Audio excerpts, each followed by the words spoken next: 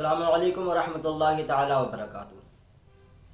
ناظرین، جب ہمارے اعمال ساتویں آسمان سے گزر کر آگے جاتے ہیں تو فرشتے جو ہیں وہ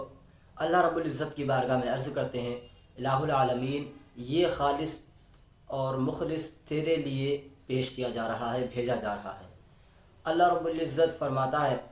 کہ فرشتوں، تم اس کے ظاہر پر نگہبان تھے، مجھے اس کے دل کے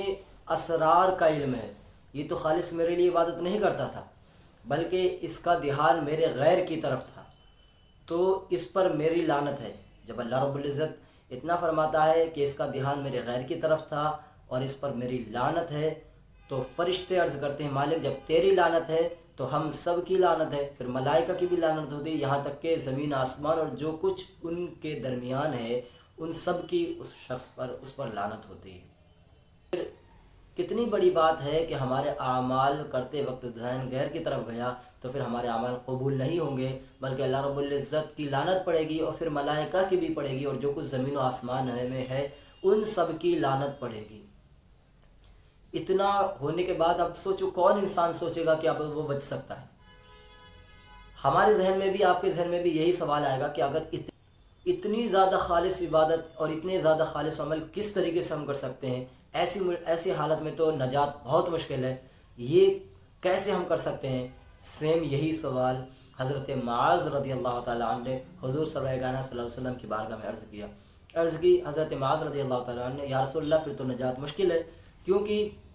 ہمارے اندر نہ تو خلوص ہے اور نہ ہی احسن عمل، یعنی اچھے عمل بھی نہیں ہے، تو پھر نجات کیسے ہو سکتی؟ سوچیں، جب معاذ جیسے صحابی رسول یہ کہہ رہے ہیں کہ یا رسول اللہ اب تو نجات مشکل ہے کہ ہمارے اندر خلوص بھی نہیں ہے، وہ صحابی اللہ اکبر جن کا مرتبہ کیا قرآن خود کہتا ہے، رضی اللہ عنہم ورضوا عنہ،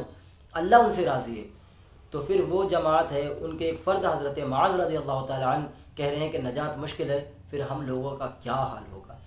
جب اتنا عرض کی تو حضور سرور کائنات صلی اللہ علیہ وسلم نے فرمایا، معاذ میری اقتدا کو نہ چھوڑو اور یقین پختہ رکھ، اور عمل میں کوتاہی ہوا ہی کرتی ہے، مگر عمل کرتے رہنا ہے اور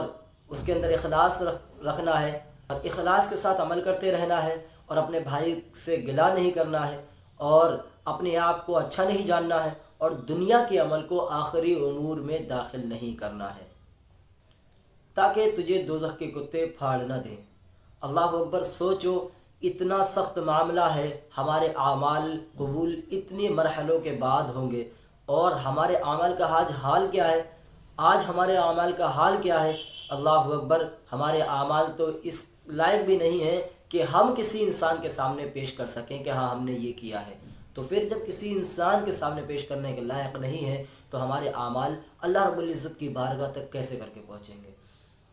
ہم سب کو اللہ رب العزت اپنے حبیب کے صدقے میں نیک اعمال خلوص دل کے ساتھ کرنے کی توفیق عطا فرمائے، اور خاص کر ریاکاری اور حسد سے محفوظ فرمائے۔ السلام علیکم ورحمۃ اللہ تعالی وبرکاتہ۔